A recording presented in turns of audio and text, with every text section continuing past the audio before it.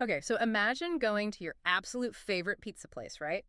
You order this delicious, hot, four-slice pizza. You pay for the whole thing, but, Let me guess, you don't eat it. well, you eat one slice, but before you even sit down, you take the other three slices and just toss them straight into the trash can. Yeah, you'd go broke dining like that. I Yeah. mean, we would never accept that kind of waste with our food. Exactly. And welcome to the deep dive. Today's mission for you, listening at home, is to unpack some seriously eye-opening strategic analyses on the new paradigm of mobility.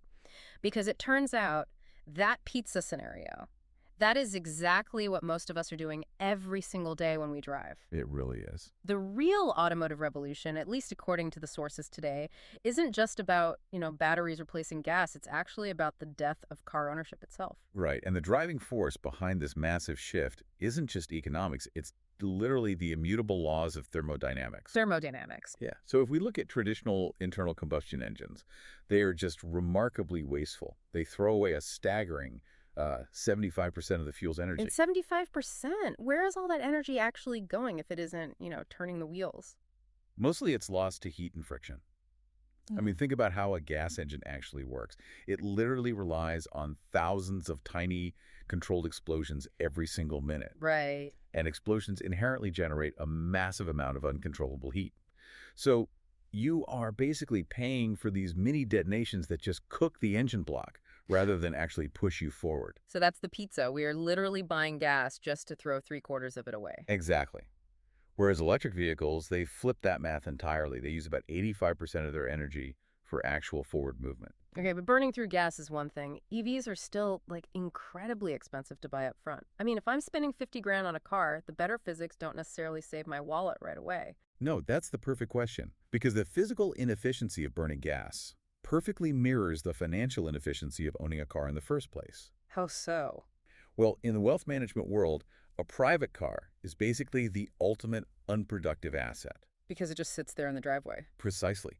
Statistically, a private car sits completely idle, parked in a garage or on the street, Mm-hmm. for 80 to 90% of its lifespan. Oh, man, that is brutal. You're paying 100% of the cost for a machine you use maybe 10% of the time. Right, and the second you drive a new car off the lot, it drops about 5% in value instantly. Just gone. It's a literal destruction of capital in seconds. But it gets worse, because today, you aren't just holding a depreciating asset, you're holding a high-maintenance liability. Because of the weather, right? Yeah, we are seeing this rising threat from extreme weather. Yeah, Violent hail, sudden flash floods. A car parked on the street isn't just losing value, it's a source of constant physical risk and, frankly, financial anxiety. I hear that, but let's be realistic for a second. We can't all just stay home. People have kids to drop off, groceries to buy. So if ownership is this huge financial trap, what's the actual alternative here? Well, the sources point to this new model called the family of the future. Okay, what do they do? They use a hybrid approach that prioritizes capital preservation over status.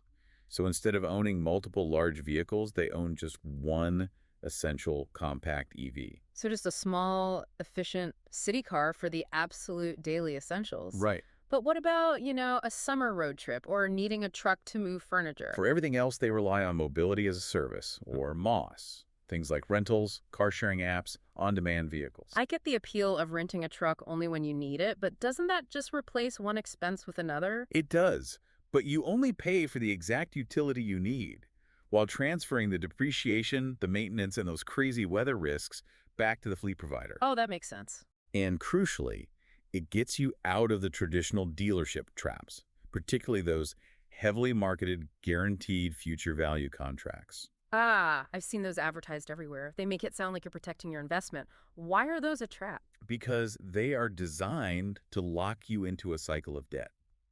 They promise to buy the car back at a set price years down the line, but only if you meet incredibly strict mileage limits. And keep it in perfect condition, I assume? Exactly. If you drive over your limit or get a tiny scratch on the door, you're hit with penalty fees. And then at the end of the term, you're often faced with a massive balloon payment you can't afford. Which just forces you to roll that debt into yet another new car lease from the exact same dealer. Yep, it's a treadmill. Yeah. You never actually own the mobility, you just own the debt. Wow. I've That completely changes how I look at my driveway, honestly. And for you listening, we genuinely appreciate you hanging out and dedicating your time to exploring this with us today. Rethinking these everyday assumptions is exactly why we do this deep dive. definitely. And I just offer this final thought from our sources. What if you avoided a 40,000 euro car purchase entirely? Okay. If you took that capital and instead put it into a compounding index fund, gaining, say, 5% annually, Hmm. how much true wealth could you build simply by treating mobility as a service rather than a possession? It really makes you wonder how much richer we'd all be if we stopped trying to park our money on the street where it literally does nothing but rust. Definitely something to think about the next time you grab your keys.